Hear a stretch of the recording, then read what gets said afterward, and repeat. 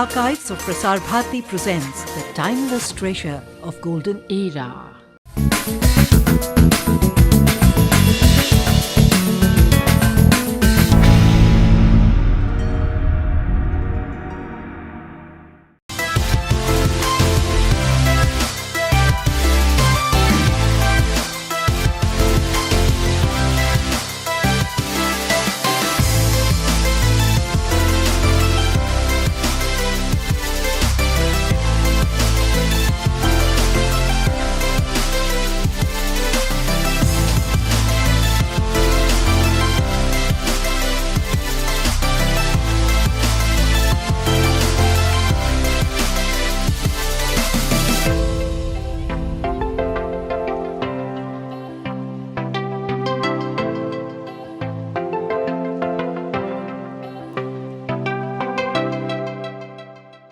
Hello Amish, welcome to the city of New Delhi. The much celebrated author in conversation with us this morning. Amish, much has been said about you and written about you as an author. But this morning I'd like to begin with getting to know the man behind this author. Quite obviously. A very boring man. A very boring man. No, but then I want to delve into the interesting aspect of it. It is said that many people who in the early years translated the Ramayana and Mahabharata were so deeply impacted by it that they actually converted to Hinduism. This actually did happen. Recently we had one filmmaker who made a film about the genocide in Kashmir, and his wife said that after that whole experience we are not the same people anymore. Coming to you, having written about the Ramchandra series, the Shiva Trilogy and many other books, you think you have evolved as a person, you have changed, you have grown as a person? No, certainly, Kiranji, I have. I was always a very devout Hindu. I turned into an atheist in the middle, but I was born in the family of a Pandit. My grandfather was a Pandit at Vishwanath Ji at Varanasi. So, and my grandmother on my mother's side was a teacher. So we grew up in a deeply religious, dharmic household. I went through a phase of atheism in my college days and early working career, and writing my first book brought me back to faith. So for me, the change in character wasn't so much about becoming more dharmic. I already was that way. I think the impact on me, is in my attitude, in me as a person. I was, before I became a full-time writer, I was a banker. I've done my MBA from IIM Calcutta, and you know how most MBAs, especially from the IIMs, tend to be. We are a little insecure, hyper competitive, and that's what makes us succeed, I guess. What's good for work is not good for our internal happiness, and I was that way, shouting, screaming, hyper aggressive, and the books have changed my character by 180 degrees. I'm much calmer than I used to be. I'm much more relaxed. I'm much more. I have much more. There's a Hindi untranslatable Therav. I think I have much more of that. I'm still competitive. Some things never change. But I realized that actually I can achieve far more things without being unnecessarily aggressive. I achieve a lot more now. I realize that 99% of the time a polite, humble word actually gets a job done. You don't need to shout and scream. Right? Okay. There are 1% cases where you have to fight. Then you must fight. People shouldn't see you as a doormat. But 99% of the times you don't actually have to fight. You can just be polite, the job gets done. And so in many ways I am a lot calmer than I used to be. In many ways I'm more successful with less efforts. Most critically, Kiranji, I passed through a very difficult personal phase in the last 7-8 years. Career was doing, Fine. Better and better and better, way beyond my dreams. But I experienced a lot of tragedies in my personal life. I lost people in my family, some very tragically, and I went through a very difficult personal phase. If I was the kind of person I was earlier, I think shayad main bikhar jata, in this phase. But because my character has changed, because our family is so close and united, we could get through this very difficult phase. And that's what actually dharma and spirituality teaches you. उतार चढ़ाव तो होती रहती है जिंदगी में. Ups and downs are a But part that of means life. you have become a very sensitive person now, more attuned to other people's sensitivity. I think so. Yeah. And like I said, really, if there's a learning from Ravan, it is it is that don't have an ego. You're not doing a favor to others. You're doing a favor to yourself. If Yeah. you are humble, because you don't create unnecessary enemies. Mm. You can act really, especially in India. 99% of the times, a polite word actually gets the job done. And Indians, we are emotional people. You talk rudely to us. Then our back Ego goes gets up and hurt. we'll not. Yeah, we'll not listen. You talk politely. Most people will do what you request. But them to do. coming from this, emanating from this point that you have said, I want to bring to your notice, and you also must be aware, that of late there are people who have tried to recreate our mythologies on the screen. And even in their books, they have made passing references to our Hindu gods, goddesses, our mythology, which is actually being called pure, true history by the Puritans. And they have met with a lot of flack, not just flack, public censure, outright public rejection. People have condemned it. And so one has to be careful. Like in Hindi, they say कि धर्म कर्म की बातों पर नहीं बोलना चाहिए. Or when you attempt to rewrite these things, then you are going to touch a few raw nerves if you're not careful. But kudos to you, you have been called the literary pop star. You rewrote it in your own way and you didn't hurt a soul. In fact, you grew more loving in the hearts of people, and you got Ramayana closer to their hearts. What was it in your mind? What was the strategy you adopted for storytelling that you got away clean with it? Kiranji, I genuinely believe one should not have a strategy. One should just be what one is. And there are various examples of this. People who have written or made movies with a different interpretation. But if your intentions are clean, दिल साफ है आपका, Indians can see it. फिर controversy नहीं होती है. My books, with Lord Shiva's grace, have sold some 6 million copies. I've been writing for 12 years. You can Google, you won't find any controversy. No controversy at all.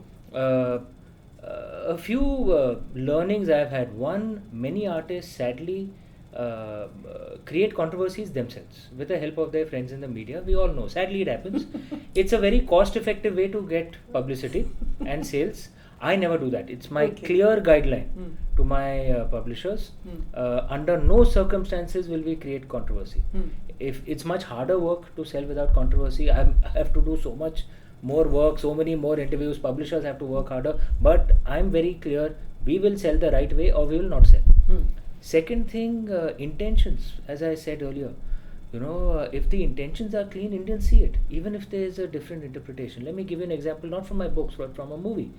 Imagine if someone had gone and told, an Indian film producer that make a scene, shoot a scene where the main lead actor is breaking the base of a shivling and then lifting it up on his shoulder and then carrying it to a waterfall and then placing it under the waterfall. The producer or director will tell you, have you gone mad?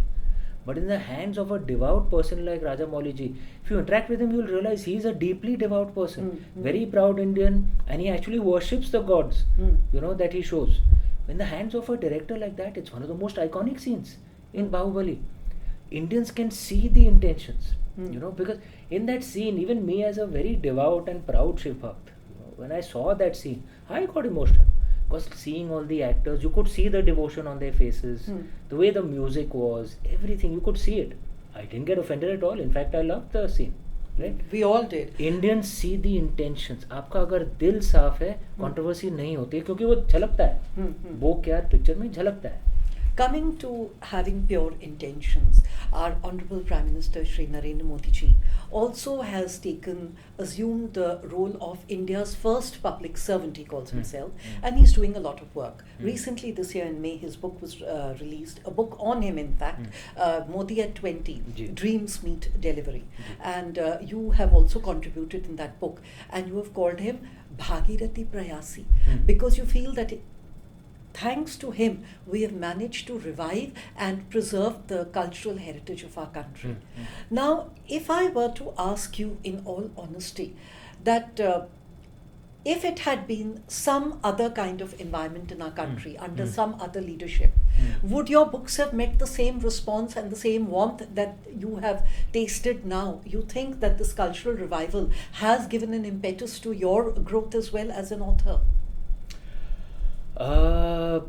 I think my books are too small for, because Prime Minister No, there's Modi something ji's called- impact is so massive across No, the country. it is massive, but they're saying, there is a saying that you were at the right time at the right place. but Perhaps if they had my been books, released yeah. 50 years ago or 80 Then years perhaps ago, maybe it would not have. Hmm. My first book was released in 2010. By Lord Shiva's grace, it started selling well from that time itself. But Prime Minister Modi's impact is so massive, and I wrote on the cultural thing. I'm not getting into, I never No, speak I'm on just politics speaking on the or cultural infrastructure. On the cultural thing, to have, we've been free for 75 years, to have a leader of the country who's not ashamed of showing proudly, that he's a Hindu, who'll do the rituals, and that doesn't mean you're anti any other religion, right? That he will go and worship at temples. You can see when he's doing it that he knows the rituals. He's not just doing it Not for a mere not for a facade. He's not. He actually knows the rituals. You can make out, because we come from the. He actually knows what he's doing. The way he shows respect to The elders, to the elders, to to the saints, women. to across all communities. The way, and it's become natural now, because in India it's natural. You meet an elder person on the stage, you should touch his feet. You see Prime Minister Modi doing that. You see him going, even to other countries. If there are temples out there, he'll go and visit. The focus he has put on decolonizing, our The Indian education, our narrative, the Indian mind, indeed. So in my mind, and which is what I wrote in that book, I don't think he's just a national leader. He genuinely is a civilizational leader. And I think he's doing a wonderful job from a cultural perspective. That's nice. Now, one thing I want to ask you, Amish, is that earlier you said that no, I have not followed any conscious strategy. Writing just flows, it comes naturally. However, if we study creative writing and we talk about how to plan your plot, they're saying there's a patent formula that works, that has been going on for centuries, that the story begins with a conflict and then there is a Resolution to the rising conflict. action, Yeah. it gets The three-act initiated, structure. then it comes to the climax, then there's the falling action, there's the resolution and the denouement, the moral, the takeaway. And it is said that if you really look at it, Ramayana is the classic example of this perfect structure. And certain literary writers and research scholars have said that many other love stories of the world, famous love stories of the world, including Romeo and Juliet, have been inspired by Ramayana. Yeah. Would you agree with that? To a large extent, yes. Among the things, though, and I've spoken of this earlier, that comes in the Indian storytelling tradition, and you find it in the Ramayana and Mahabharata at the end. The structure that you've spoken of is there in the Indian structure. It's been discussed in Natya Shastra. But among the things that are important in the Indian way is that the story doesn't exist just by itself. The story is essentially a vehicle to convey some philosophies. Our ancestors said that a story without a philosophy is as pointless as a body without a soul. And among the beliefs, at least that I have come to realize, is that if the story gives you a sense of conclusion, then you stop thinking about it, right? Then you don't learn philosophies. If you see it from this perspective, then you see the end of the Ramayana and the Mahabharata. At the end of the Mahabharata, and I'm not talking about the TV series, the text itself. At the end, the Pandavas climb the mountains to go to Devalok. One by one, they keep, falling. Only Yudhishthir, Lord Yudhishthir and a dog, and then there's symbolic meaning behind that, reach Devalok. Who did they find out there? Duryodhana, right? Which gives you not a sense of conclusion, you are left troubled at the end. Same with the Ramayana, if you think about it, that Lord Ram loved Sita so much all the way through, and you see that love reflected, right? Oh, of course. But they separate. He doesn't marry anyone else. He remains alone all his life. Sita Ma remains alone on this life.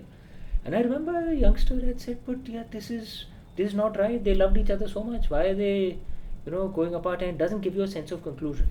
If you think about it, I think the reason that happens is if you don't have a sense of conclusion, you keep thinking about the story. You keep thinking about why it happened, right? Why the end happened. And in that quest, you learn philosophies for life. So actually, my theory is that our storytelling tradition moves even ahead of the denouement. We actually then, in the traditional way, come to an ending which does not give you a sense of conclusion, which leaves you troubled, so that you keep thinking about it, because the actual purpose is to learn philosophies. The actual purpose is not to get lost in the story. Actual purpose is to learn philosophies, apply that in your life.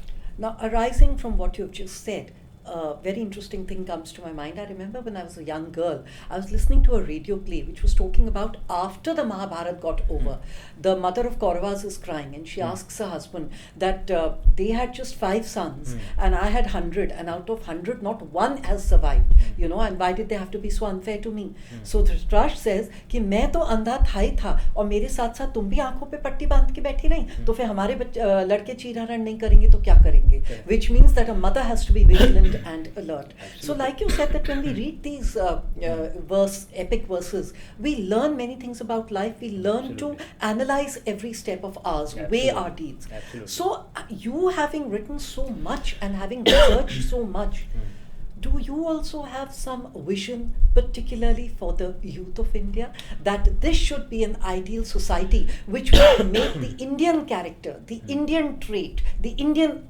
identity shine to its best? Do you have a vision, a dream? Look, I discuss many philosophies in the Shiva Trilogy and the Ramchandra series. In fact, every second, third chapter there will be a philosophical discussion. But there's a core philosophy usually which runs all the way through. The core philosophy at the heart of the Shiva Trilogy is an answer to this question, what is evil? The core philosophy at the heart of the Ramchandra series is a discussion that what is an ideal society? Because the choices aren't simple. Sometimes the choices are conflicting in a way. You have two, choices like sometimes law and justice, right? Ideally, they should work in consonance with each other. What happens when law and justice are in conflict with each other? Should you break the law to serve the cause of justice? Well, if you do that, there's vigilantism, and there can be chaos. The moral dilemma. Yeah, but if you say no, I will follow the law no matter what, then the purpose of the law is to serve justice. What's the point then of the law? Now, a debate like this, I show between Lord Ram and Lord Bharat. So there are various discussions like this which I have out here. And I think the modern Indian youth, if we can present our ancient culture to them in an idiom that they understand, because the modern Indian youth, they approach things from a rational, scientific perspective. You can't tell them, मैंने बोल दिया तो ये मानना पड़ेगा. So if we can do it that way, then perhaps we can help many of the, because we are a fast changing society. How do we make sure we remain rooted, absorb whatever is good from the West, but don't lose what is ideal in us? So I try and discuss many of these philosophies through these books, and hopefully it is of help to some people at least. I'm sure it will be. But now I want to ask you one more thing as a writer, using politically correct language. To give you an example, yesterday I was editing some article which some school principal has written saying that my school believes in inclusive education and the guidelines set by CBSE are our Bible. And I stopped at that word and I edited it. I said, no, that's not our Bible, that's our blueprint. How do you assume that everybody swears by the Bible? They are people of different faiths. This is decolonizing the Indian mind. That's the way the Brits have left it. That, this is my Bible, oh, these rules are my Bible. Why the Bible? It's a blueprint. So when you are writing something or when you're speaking in front of the media, are you also careful about being politically correct? One must always be conscious of language, and among the things to realize is every language has its own culture. A language doesn't exist by itself, it emerges from a culture. So English has emerged, essentially it began its journey as as a Saxon dialect from Germany, and then it moved to England, and then it emerged from there, and reflects the culture of that area. So let me give you an example. You'll notice that the one male god is written with a capital G, but the female goddess is written with a small g. Okay. Right? And that's a grammar rule. Yes, right? yes. Why? Because that reflects the culture of But Western then Europe. English That is the male also god has respect, female goddess no respect. In Sanskrit, there's no differentiation between the male god and the female goddess. So I, for example, I'm what they would call a pagan. I'm an idol worshipper. For me, the goddess is equal to the god. So when I write my books, the first few times I had to surrender to the grammar rules. Now I insist, and I don't care what your grammar rules are. I respect a goddess as much as the god. So I write the goddess with a capital G, because it has to reflect Indian culture, right? And I don't think the goddess is inferior to the god. So every language conveys its own culture. We have to try and convey our culture without judging another culture. That's their culture, but our culture is different. That's all well said. But every language conveys its own culture. But what a culture we have, where the Oxford Dictionary has incorporated the word Pandit in their lexicon. Correct. They have incorporated the word Jai Ho, which means that we have impacted them. So here I would like to ask you that after you've written your books, and before that also, how has Ramayana, the Mahabharata, the story of Shiva, all our gods and goddesses, and I would not call it mythology, I would say it is history, how have they made an impact globally? There was a time when more than 50% of the world's population had been impacted in the first millennium, Common Era. So Southeast Asia, you'll notice, and today people Americanize themselves to raise their status. There was a time when people Indianized themselves to raise their status. Like in Southeast Asia, like in China, Japan, where Buddhism traveled, Southeast Asia, where Hinduism traveled, Central Asia, which had turned Buddhist and Hindu. The Roman army in 2000 years ago used to, the Mithraism was the most popular religion out there, which actually has Vedic roots. So yes, we had impacted across the world. Our stories. In fact, we are the Sanatan Dharma, not Hindus. So we had impacted much of the world. But as we, over the last 1000 years, as our success in various other fields, we weren't able to defend ourselves as we used to earlier. I think perhaps because of internal divisions, we lost out economically, our scientific output came down, then our cultural power also came down. It's natural, right? But now as we rise once again, I suspect our cultural influence will also rise along with it. Today we are the 5th largest economy in the world. We've just moved ahead of our former colonial master, UK. At the pace we are growing, probably another 3 or 4 years, we'll be number 3. We'll move ahead of Germany and Japan. And per capita income will probably, on a purchasing power parity basis, will probably cross European per capita income in the next 25 years. So what we lost over 900 years will recover just in the next 25. But as we grow with this, as our military strength grows, economic strength grows, our cultural influence will also grow naturally. Aapke muh mein ghee shakkar. And now I would like to ask you one more thing. Right now you said that we somehow lost the pace of our scientific growth, we lost the pace of our medical growth, which was in the ancient times. Right. Does that give you any idea for future? Would you like to write a book and let the whole world know that aviation began in India, metallurgy began in India, surgery began in India centuries ago, much before it happened anywhere in the world? Do you have ideas for future writings? There is a book I want to explore on the history of Indian sciences. There is enough evidence to show that actually surgery began here, metallurgy was here, aviation. Honestly, the evidence is a little sketchy. That there isn't that much evidence, but surgery certainly there's enough evidence, and it has been recorded even by Britishers 300 years ago. Medicine, metallurgy, astronomy, physics, mathematics, algebra. Many don't. I mean, we know algebra. Algebra is a corruption of the Arab, the name of the Arab mathematician from whom Europeans learned it, which was Al-Khwarizm. But Al-Khwarizm did not plagiarize. He honestly wrote the title of his book as Kitab al-Hisab al-Hindi. That is the book of Indian mathematics. So he acknowledged his source, right? It's just that the Europeans airbrushed that out. Would you like to unfold this to the world?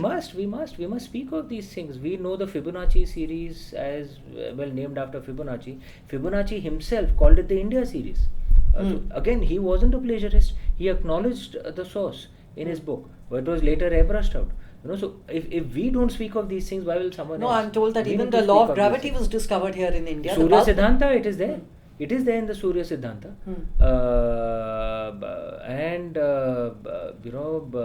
The zero meridian actually in ancient times was in Ujjain. The world map was first discovered here. there are various scientific achievements that we had. There was an exhibition that was done in the British Museum called the History of Indian Sciences. It was done in 2017. So before I had shifted out there, I've requested them if they could revive that exhibition and bring it to India, because Indians need to learn it, and that was put together by British guys, right?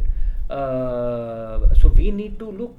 I say it's our responsibility to learn and spread the knowledge of this. And I hope you will act as the agent for I it. will certainly try my best. And last but not the least, I would like to tell the listeners, especially aspiring authors, that Amish, when wrote his first book, he faced 20 rejections. And then he went in for self-publishing, and his life changed after that. And there's been no looking back. Now he's a global celebrity. Right.